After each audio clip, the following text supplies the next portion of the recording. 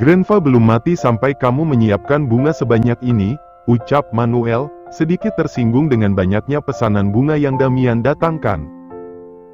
Pemuda itu hanya melirik sedikit, dia kembali menyuruh sana-sini agar tatanan bunganya rapi terkendali. Manuel yang masih menjalankan kepura-puraannya sebagai kakek tua tidak berdaya yang lumpuh, peran yang sangat baik. Kosongkan tempat ini, jangan ada yang datang ke sini sebelum aku suruh. Tidak ada pengecualian, katanya, menatap Manuel dengan alis terangkat sebelah. Kamu mengusir Grenva dari rumah Grenva sendiri, tega sekali kamu. Damian menghela napas, Damian lelah, Grenva. Ini bukan pengusiran, jadi tolong dengarkan. Iya, bawel sekali. Katanya, meminta asisten untuk mendorong kursi roda memasuki kamarnya kembali. Damian tersenyum, dia tidak sabar memberikan kejutan wah untuk istrinya yang mungkin masih di area kolam renang. Panggilkan Hasya. Satu maid masuk ke dalam mansion untuk memberitahukan nona mudanya, sementara yang lain pergi karena diusir. Hasya sendiri, dia harus rela menghentikan tontonan menarik begitu mendapatkan satu maid yang datang memanggilnya. Ada apa? Tanya Hasya. Anda sudah ditunggu oleh tuan muda di halaman depan mansion, Nona. Hasya menguap lebar, padahal tadinya dia sudah bersiap tidur. Tapi dipanggil begini, kantuknya mendadak hilang. Mau ngapain? Suruh dia saja yang kesini, kesal Hasya. Tentu saja maid yang diperintahkan Damian untuk memanggil Hasya tidak berani melakukan apa yang nona mudanya bilang. Nona, saya mohon. Helaan napas berat terdengar, dengan kesal Hasya bangkit dari tiduran yang nyaman. Di mana? Kesalnya. Beliau menunggu ada di halaman depan mansion. Apa-apaan sih, ngapain juga suruh kesana kesini? Nggak tahu orang males. Orang gak mau gerak, orang yang maunya rebahan doang. Dumelnya sepanjang jalan. Begitu sampai di halaman depan mansion kakek, misah-misuh Hasya yang tadi kembali tertelan ke perutnya. Dia bengong, menatap rangkaian indah bunga-bunga cantik nan segar di depan matanya. Tanpa sadar, kakinya sendiri yang menuntun Hasya untuk lebih dekat pada bunga-bunga cantik di depannya. Dia tersenyum. Dari mana semua bunga ini? Kap. Hasya menoleh cepat, pada pelaku yang mencuri kecupan di pipinya. Suka? Tanyanya, tersenyum manis. Ini. Untuk kamu, khusus semuanya untuk kamu, jawab Damian. Hasya kembali menoleh ke depan, mulutnya tidak berhenti berkata kalau ini sangat indah. Mungkin bunganya bukan ratusan lagi, dan bagaimana bisa Damian mendapatkan semua ini dalam waktu kurang dari 1 hari? Dan romantis banget, seru Hasya, dia memeluk suaminya erat. Kamu manis banget sih, aku suka sama bunganya. Damian terkekeh, kekehan menjadi tawa kala Hasya mencuri satu kecupan di bibir karena dirinya yang menunduk memudahkan gadis ini menjangkau bibirnya. Sekarang udah nggak kesel lagi kan? Hasya mengangguk cepat, makasih, senangnya. Damian hanya tersenyum, dia sekarang bisa tidur nyenyak tanpa ada marah-marah atau emosi-emosi tidak jelas. Bunga ini, tidak sia-sia dirinya melihat di internet kalau ternyata hasilnya sangat memuaskan dan sesuai ekspektasinya. I love you, bisik Hasya di telinga Damian. I love you more, my wife. Pipi Hasya bersemu merah, dia semakin mengeratkan pelukannya di leher Damian. Astaga, udah nikah masih malu-malu kucing, yang tadi nyuri ciuman terus siapa? Gemeskan Damian, pengen dimasukin ke kantongnya aja biar Hasya ikut kemanapun dia pergi. Abraham masuk ke dalam mansion yang dulu tiap hari dia kelilingi bersama seorang wanita cantik. Sudah lama, tepatnya sudah berapa tahun dia tidak menginjakkan kakinya di mansion besar ini setelah kepergian sang ibu. Tuan. Abraham menoleh, pria tua yang menjadi saksi hidup mansion ini. Anda kembali, katanya, menatap Abraham berkaca-kaca. Jangan menangis, aku tidak meninggal. Abraham terkekeh sendiri dengan ucapannya. Ada perayaan apa sampai ada bunga sebanyak ini? Tanya Abraham, mengalihkan topik pembicaraan tentangnya. Pria tua yang merupakan pelayan setia Manuel tersenyum dengan mengusap air matanya. Tuan muda yang memesan bunga ini untuk nona muda. Untuk apa? Menantuku ulang tahun? Kembali dia tersenyum dengan pertanyaan Abraham. Melihat itu Abraham jadi salah paham sendiri. Jangan bilang kalau menantuku hamil. Bukan tuan. Lalu apa? Kesal Abraham, wibawanya hilang sudah di hadapan pria tua yang merupakan pengasuhnya semasa kecil dulu. Nona muda tidak ingin berbicara dengan tuan muda karena suatu alasan yang tidak saya ketahui. Jadi tuan muda memesan banyak bunga sebagai permintaan maafnya pada nona muda. Abraham tertawa, putranya ternyata itu. Kalau bahasa gaul anak muda Indonesia, terlalu bucin. Definisi yang pas untuk Damian. Di mana mereka sekarang? Sudah kembali masuk ke kamar. Abraham tersenyum, setidaknya di sini anak dan menantunya baik-baik saja. Saya antarkan ke kamar Anda, saya tahu pasti Anda begitu lelah dengan penerbangan dan perjalanan menuju ke sini. Di mana ayahku? Pria tua tersebut tersenyum tipis, tuan besar sedang pergi. Katanya dia sakit, tapi jadwalnya lebih padat daripada aku. Hanya tersenyum lagi, mantan pengasuh Abraham yang sudah pensiun dari tugasnya tapi masih menatap di mansion ini atas permintaan Manuel hanya bisa diam. Nyatanya meski sudah tidak bekerja di sini lagi, tapi dia mendapatkan fasilitas tempat tinggal dan uang saku dari Manuel. Kalau banyak yang bilang Manuel tidak menyukai putranya sendiri, mungkin dirinya yang akan membantah tuduhan itu paling cepat. Karena terlalu menyayangi anaknya, Manuel sampai rela melakukan banyak hal yang Abraham tidak sadari. Rumah ini masih sama, tidak ada yang berubah, ucap Abraham, menatap setiap inci ruangan yang merupakan tempat tinggalnya dulu. Untuk apa dirubah tuan jika rumahnya saja sudah sebagus ini? Yah biasanya suka dirubah, kamu tahu sendiri bagaimana kakek tua itu. Abraham ingin bertemu Hasya, dia menyiapkan banyak sekali hadiah untuk menantunya. Tapi sayang Hasya tidak di sini, bahkan sampai menjelang malam pun Hasya tidak nampak. Jadinya Abraham hanya makan sendirian di meja makan besar ini karena Manuel yang belum pulang, entah pergi kemana kakek tua itu. Lalu Damian dan Hasya yang memilih makan malam di kamar tanpa mengetahui keberadaan Abraham di sini. Saking terbiasanya Abraham tidak protes, karena sejak menekuni dunia bisnis, dia banyak tahu seperti apa kesibukan yang benar-benar tidak memiliki waktu meski hanya 1 menit. Selamat malam, lirihnya, menyantap hidangan makan malamnya untuk pertama kali di meja besar ini setelah sekian lama dirinya tinggalkan hanya karena ayahnya yang egois. Tapi Abraham bersyukur, setidaknya keegoisan Manuel membawanya ke titik sekarang. Bisa menjadi pengusaha tanpa bantuan tangan Manuel yang berkuasa. Ini beneran harus gini nih. Hasya berulang kali memeriksa diri di hadapan kaca full yang ada di ruangan khusus baju dan make up. Dia merasa insecure, tidak pantas tapi ingin mengenakan pakaian ini. Bukan karena hal lain, yang menyebabkan dia insecure karena luka goresan di pahanya. Bekasnya nampak jelas di pahanya yang putih.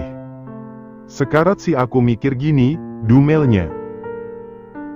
Luka cakaran yang dia terima dari seekor monyet saat dulu masih di panti, entah monyet peliharaan siapa yang lepas lalu dengan berlari ke arah panti asuhan dan membuat keributan. Hasya yang masih kecil menganggap hewan berbulu itu imut, tahu-taunya malah dicakar. Menghela napas lirih, Hasya memejamkan mata. Membuka matanya setelah 3 detik, dia mengangguk semangat. Percaya diri Sya, gumamnya. Dengan langkah berani Hasya keluar dari walk-in closet, hanya dengan hot pants dan tank top yang bersetelan. Pakaian yang minim dan tentu mengundang nafsu laki-laki yang tengah duduk nyaman di atas ranjang dan fokus ke arah laptopnya. Jangan tanya bagaimana keadaan Damian, meski sudah 1 tahun lebih bersama Hasya. Baru kali ini dia melihat istrinya itu mengenakan pakaian dengan model yang dimana dia bisa melihat lekuk tubuhnya yang indah itu. Menelan ludah kasar, Damian hampir menamparkan diri sendiri untuk sadar kalau dia tidak boleh menyentuh istrinya sampai gadis itu lulus kuliah. Hasya sendiri, dia malu-malu meong berjalan ke arah ranjang. Gugup dipandangi sedemikian rupa, Hasya menarik selimut hingga menutupi kaki sampai pahanya. "Kenapa ditutup?" ucap Damian spontan.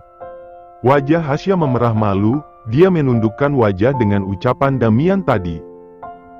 "Nggak usah ditutup, udah halal kok," katanya lagi, menarik selimut yang menutupi indahnya kaki sang istri.